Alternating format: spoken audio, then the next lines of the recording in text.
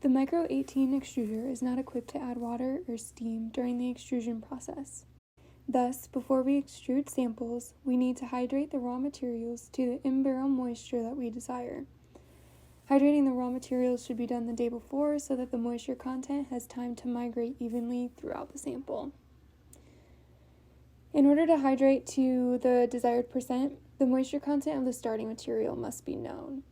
So you can either do the precise oven method through the AACC method to determine the moisture, or if it's for something that doesn't need to be precise, like the extrusion class or a demo, then you can assume a 10% raw material moisture content.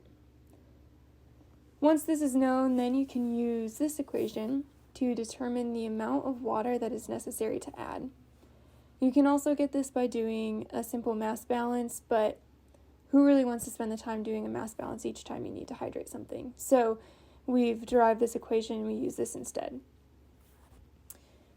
M sub T is the target moisture percent. MS is the sample moisture at the beginning, so that would be your 10% assumed, or the percent that you get from the oven moisture.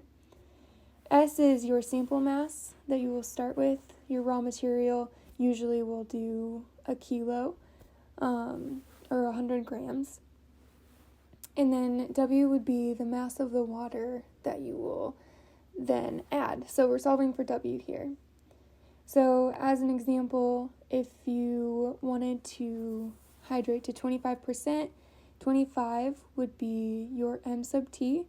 And if your current moisture, let's say you did an oven moisture and you found out you're doing maybe a protein and that has a lower initial moisture, so let's say it's 5%, then your M sub S would be 5. And if we're wanting to do roughly a kilo of material, we would have 100 grams for our S. And then you would do the math and be able to find your W, and your W will be the same unit that you used for S. So if you did 100 grams, your W will be in grams. If you did your S in kilos, then your W will also be in kilos. When considering how much to hydrate, you should ask the following questions, like how much extradate do I need to collect? If you know the weight, that will help you. How long do I need to run? If you're doing a demo and you know that you need to run for an hour, then that is helpful to know. And then finally, what will your feed rate be? We generally run a feed rate that's close to 2 kilos an hour.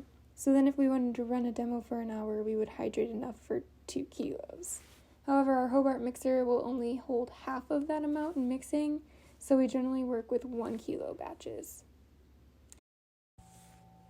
First, measure the water that you will need.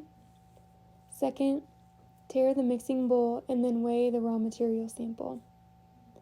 Turn on the mixer, making sure that the speed is on the lowest setting, which is number 1, and then slowly add a small portion of the water. Go ahead and let that mix in, and then add another portion. Keep adding the water in small bits until all of the water is put in.